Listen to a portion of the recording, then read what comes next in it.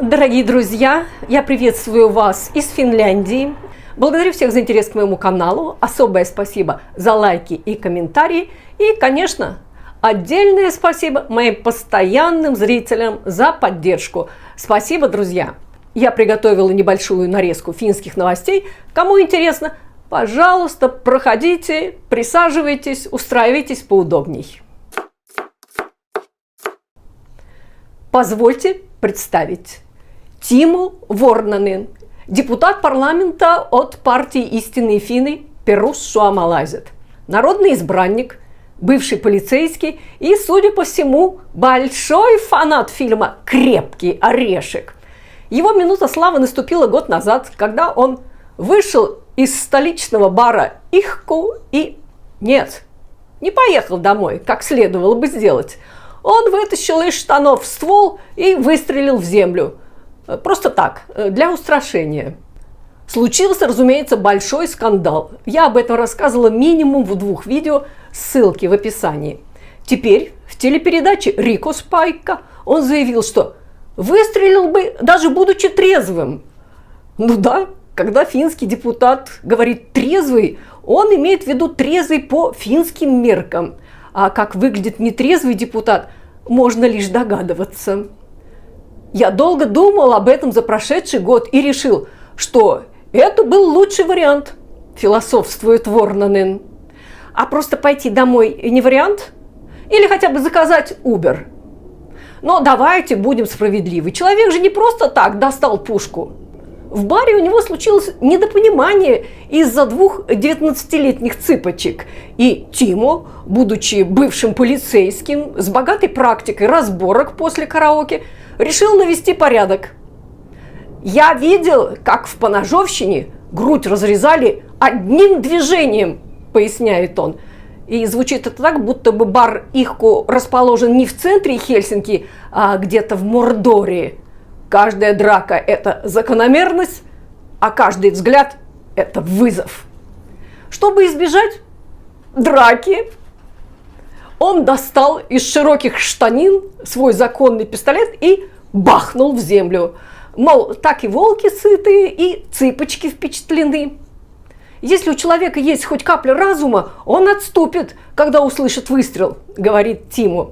Смелое заявление для страны, где люди гоняют лосей.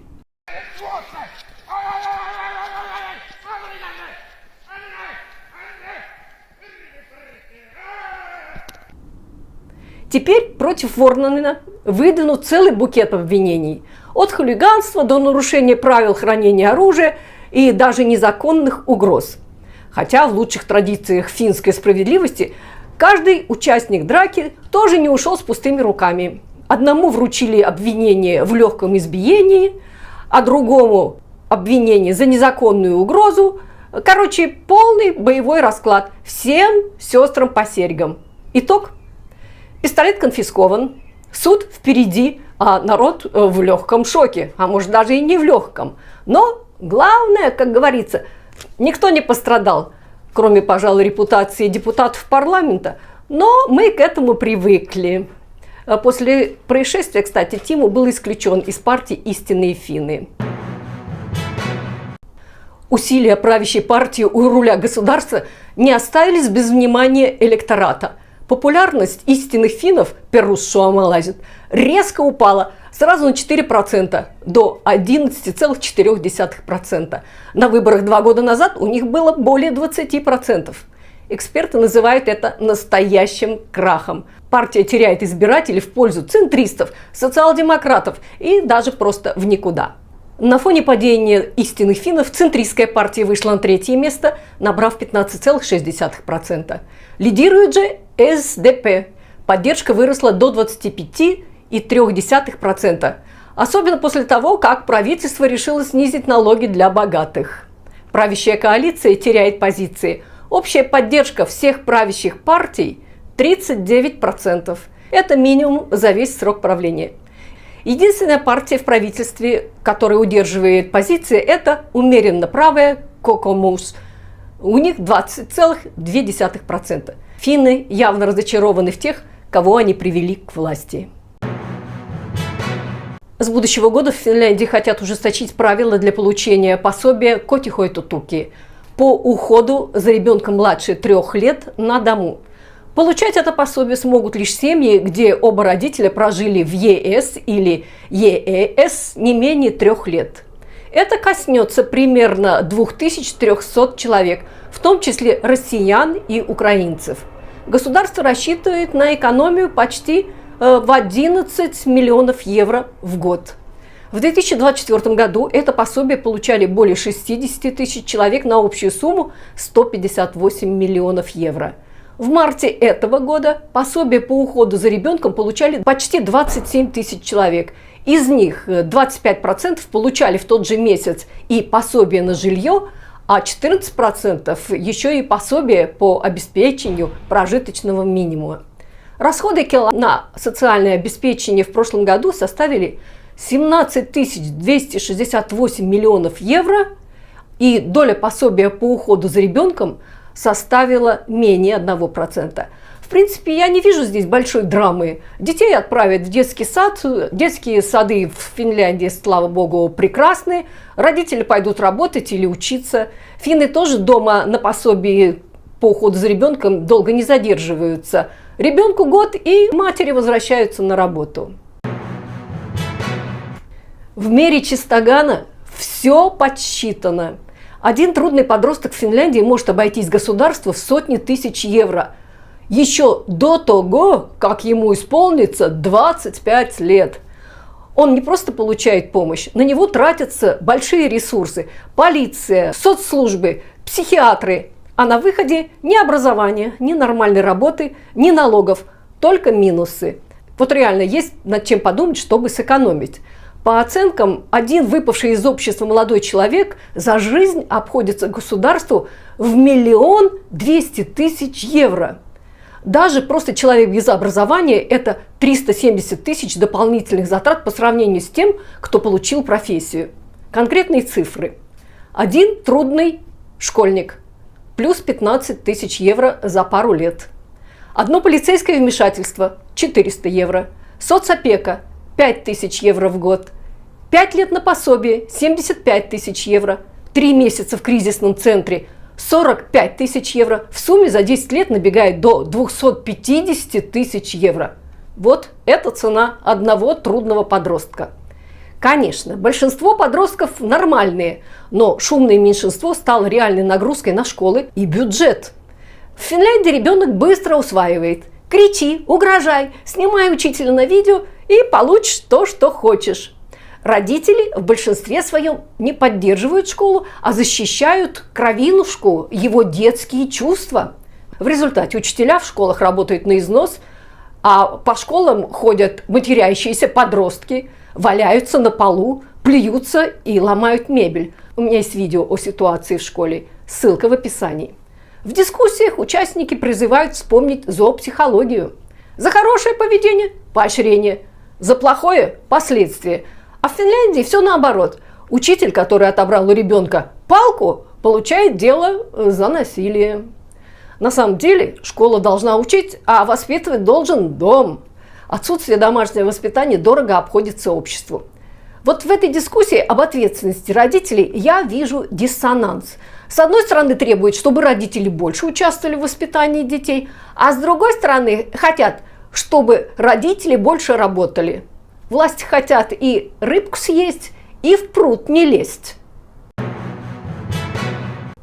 В Финляндии серьезные проблемы с доступом к медицине.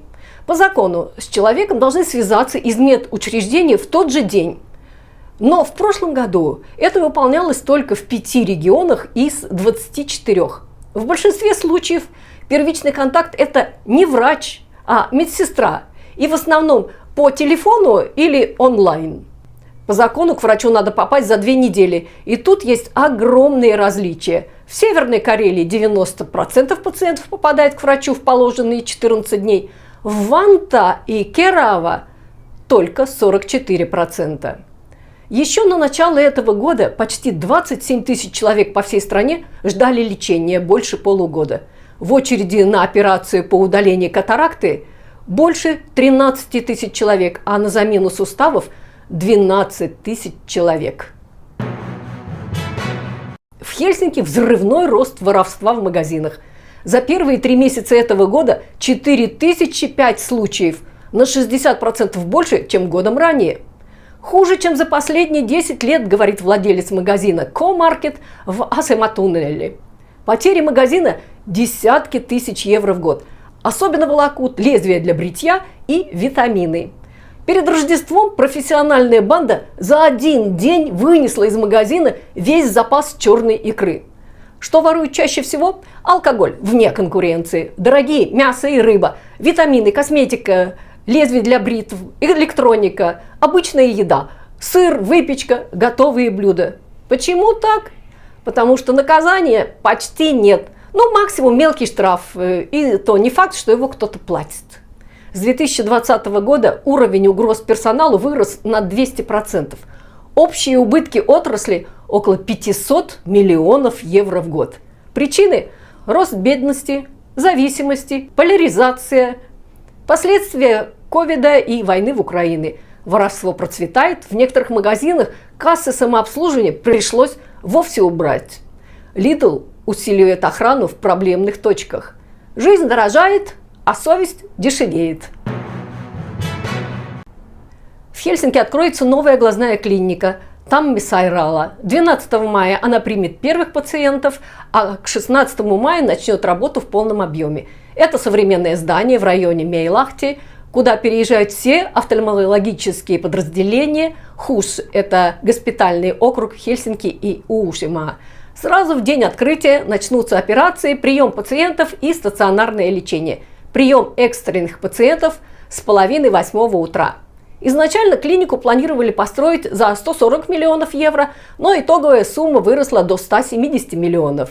Открытие тоже задержали. Больница должна была заработать еще в 2023 году. Ожидается, что в будни здесь будет обслуживаться около 1000 человек. В первые дни ориентироваться в больнице пациентам будут помогать волонтеры и гражданские служащие.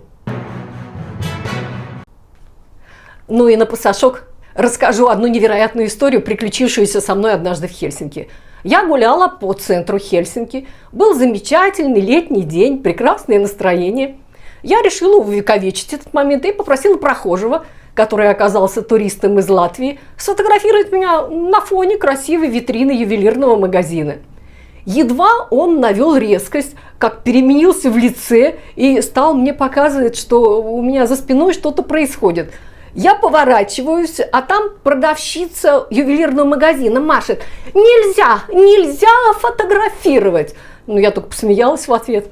Еще чего, прям стратегический объект. Фотографировать нельзя. И парню говорю: продолжай, фотографируй. Эти мартышки выскочили из магазина и начали верещать, что сейчас они вызовут охрану. Да ради бога, зови хоть папу римского. Давай, до свидания.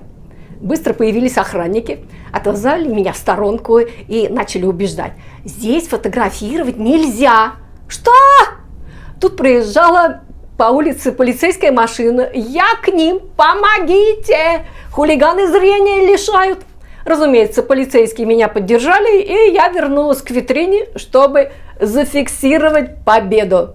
Так что, ребята, знайте свои права. Вы можете фотографировать в любом общественном месте и отсылайте всяких особо рьяных активистов подальше. А на этом, дорогие друзья, я с вами прощаюсь. Благодарю за внимание и до новых встреч. Всем пока!